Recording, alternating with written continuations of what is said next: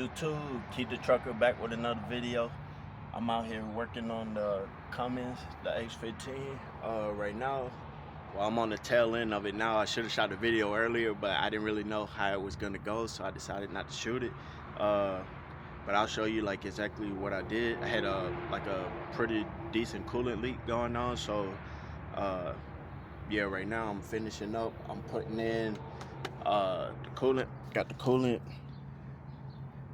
over there on the ground. Got about like I think it took like 14 gallons or so. Cost me about a good 400 bucks. I should have went the cheaper route and bought it in bulk, but hey, it's all good. So I've been lately, like when I'm off and things like that, I've been working to get both trucks back up and going. The truck back there, the Freightliner still back there. I got I bought the radiator and stuff for it, but I didn't get a chance to put it on yet or get it put on yet. This job that I'm doing on the Cummins, I just kind of played it by ear. I didn't really know what I was doing, but at the same time it seemed pretty straightforward, so I just went ahead and did it. It was just replacing it was a hose similar to this one, but it's on the side, which I'll show you in a minute. And then also the water cooler coming off the EGR, it's got 2 seals in it, which I'll go get out the car in a minute. Yeah, it's got 2 seals with it. I kept the OEM part itself because the OEM part is metal, and then I took the seals from the aftermarket part, which is the same thing, it's just made out of plastic. I took the seals and then I swapped the seals out, so I kept the metal part because, you know, the metal is going to be more durable over time versus having to go through this whole process again in a couple months if the plastic breaks or, you know, heat warp or something like that. I just chose to keep the metal part on there, but I also kept the plastic part too, if that makes sense, just in case I need it. But yeah, I ordered that straight from the Cummins website, along with it's got 3 seals in that. It's got the smaller rectangular type seal, and it's got 2 round seals on it. So all in all, I think I ended up spending about, well, if I include the hose and stuff like that, I think I ended up spending maybe a little bit over 100 bucks, less than 150 or something. But if I add the coolant by itself was 400. So all in all, maybe like a $500-600 repair. But the dealership wanted to charge me about almost $2 grand to do some of this. That wasn't even including the hose, because the hose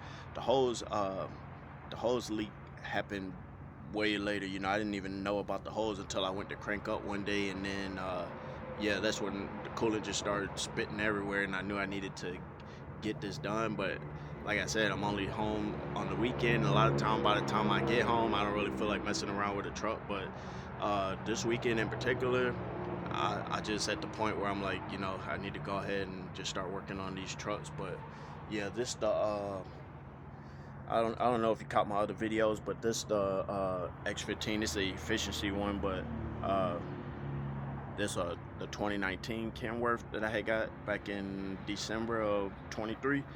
I didn't get to run it or anything like that yet, but that's mostly because of the coolant leak and different things like that. But yeah, so basically, let me grab that part so you can see exactly what the part looks like and stuff.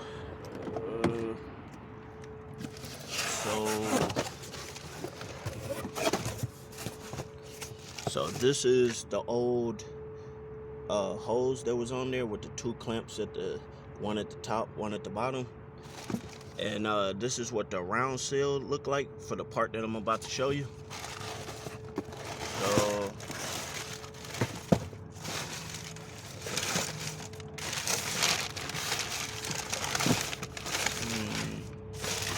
well, I must put the part in the truck, so I'll get the part in a minute. But and this is the well, I broke it taking it off, but this is the small, let me see if I can get the camera to focus. This is a small rectangular seal that goes in there, and I'll try and like put a picture on it, a picture of the actual part on there so you can see it.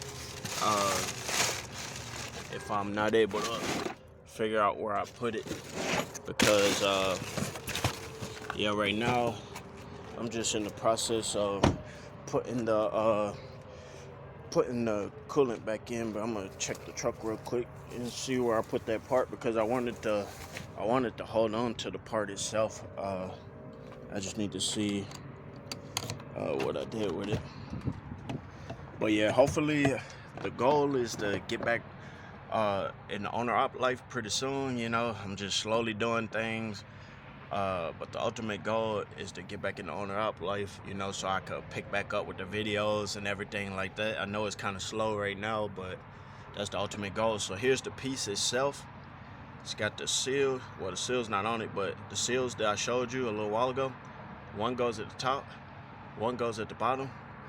And then on the actual water cooler itself, this piece just slides into it. It locks in place, and then it actually slides underneath and locks in again to the engine itself. And then the side parts mount to the side of the block with two bolts. One long bolt, which is on the left, and then one smaller bolt was on the right if you're facing the truck. It was pretty simple to put on. Took me a little while getting to the left bolts for some reason, because, you know, I got long arms and stuff. It was hard to reach in there and stuff, so I had to go from underneath and break it loose with a breaker bar. But once I got it broke loose, everything was pretty straightforward. And with the hose, this is my leftover hose. I had picked up this hose. I think this hose was 2.5. It's like a two and a half, like a flex hose. You can pick this up at your local Kenworth. If you tell Kenworth like where the part is, they pretty much know how to size up the hose. So I believe this hose is 2.5. But yeah, so now I'm gonna go ahead and show you like the actual part itself, so you can kind of get a better idea of how I did the repairs and everything like that. And then I'll go ahead and, because I didn't bring my mount or anything with me, so I'm just kind of holding the camera. So I'll go ahead and finish adding the coolant and stuff like that.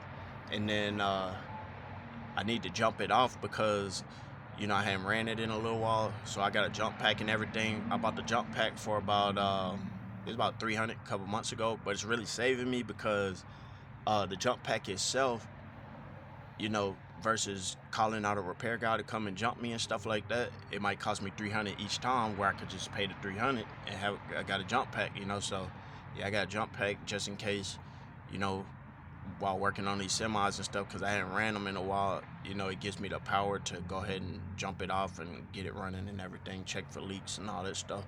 So yeah, let me go back around to the other side of the truck, and then I'll just go ahead and show you the parts itself. Alright, so we're back. So this is the part itself, this piece, and it's got a hose right there that just slides back on and then put the clamp on. This nipple I never removed. This piece, along with the nipple and the two bolts, one bolt over there, one bolt over there. The long bolt is on the inside, the shorter bolt on the outside. The seals and stuff is in there. Like if you see this metal piece right there, that's part of the piece that I just showed you earlier, the plastic version. You basically knock it in with like a mallet or maybe a hammer. You don't have to use too much strength. And then you take it and you slide it into the hole, and it pretty much just locks in place. You might need to put a little coolant around there or something to lube it up, but then you get one bolt going, just a little, and then the other bolt. And also I did this hose right here. So it's got the clamp at the top, clamp at the bottom. And these clamps, see if I can get it to focus. These clamps work better, the smooth clamps, because the riveted, like I got rivet at the top. So see how see if I can get a better view. The rivet clamps don't work as good.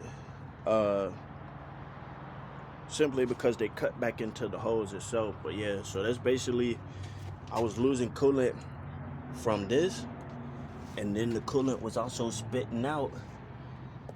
Let me see if I can find the hose again. The coolant was spitting out from the top of this hose, so went ahead and swapped both with brand new parts.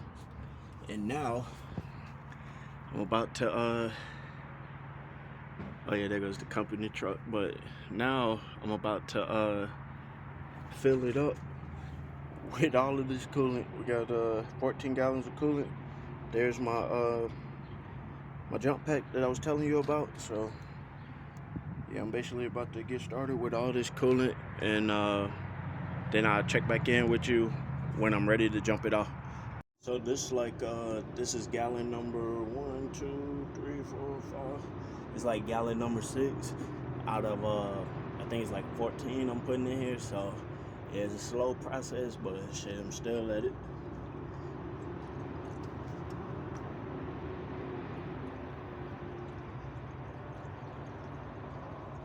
And I forgot my funnel at the house, so it's a real slow process.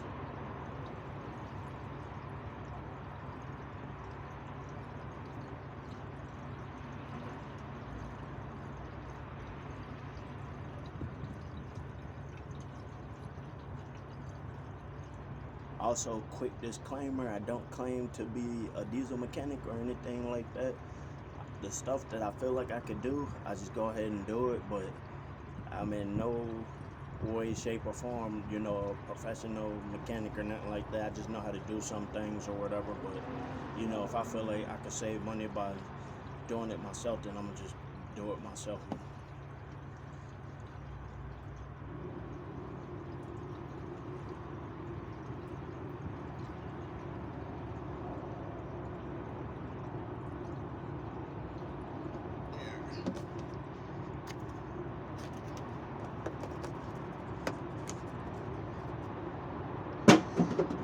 Alright, check back in when I'm finishing up.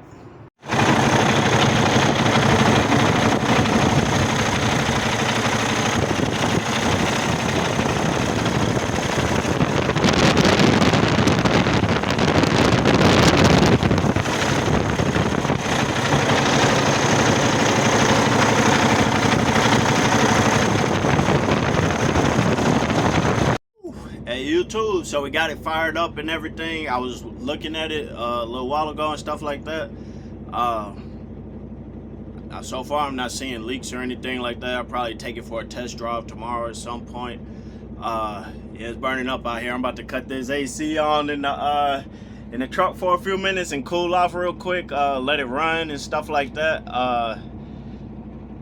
But yeah, so all in all, it probably took me like, it took me most of the day, but you know, I'm not tripping because I saved myself a lot of money doing that, you know. But some of the time was spent, you know, running around tracking down parts and cooling and things like that. But all in all, probably like, it probably took me like maybe like, I'd say maybe 4 to 6 hours, you know, give or take. That's with running for the coolant and everything too, you know, so that's not too bad. Yeah, so I'm gonna let it run for right now and just kind of see what happens.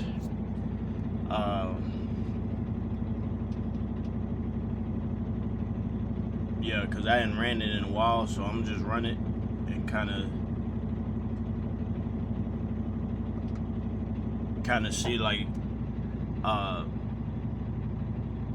how it runs and everything like that, because I just noticed my check engine light just came on, but I'm not too worried about it right now. I'm not showing no faults or anything, so maybe I just need to run it for a little bit and then it'll probably go away. So yeah, so that's what I'm gonna do right now. I'm gonna sit here, I'm pretty much wrap this video up.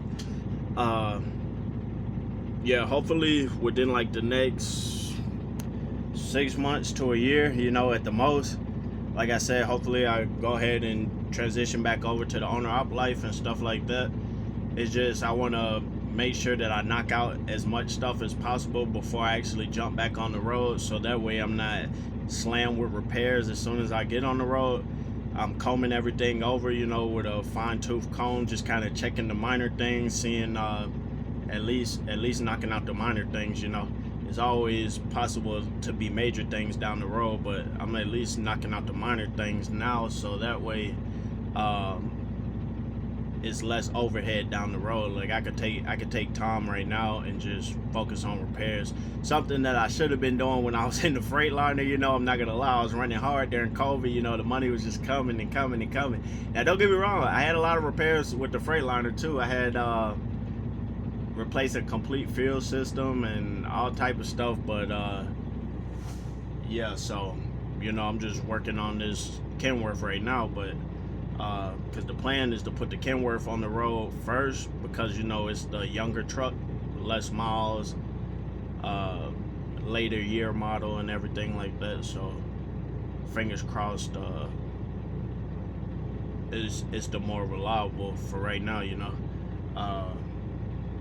But yeah, so that pretty much wraps up the video. I hope to make more trucking vlogs, you know, as things happen. It's just nothing really been going on lately, so I'm not gonna just put vlogs out there just to put them out there. That's not what I do. But if you enjoy the content, you know, don't forget to become a channel member by hitting that subscribe button. Like the video so other people can see it and different things like that. It's one of those do-it-yourself videos. If you're into that, maybe I'll do more in the future, different things that I'm able to do. But yeah, so like, comment, subscribe, and I'll catch you in the next video. Can't come to the trap, you making it hot. Don't put the work in, it's fresh off the pot. I've been having nerves, I sleep with a chop. I get off the work and I don't need a clock. I don't need the rib, you know it's the stop. She good on my nerves, I put her on block. If he shoots inside, then he turn to an op. The trap that he jumping, we making it hot.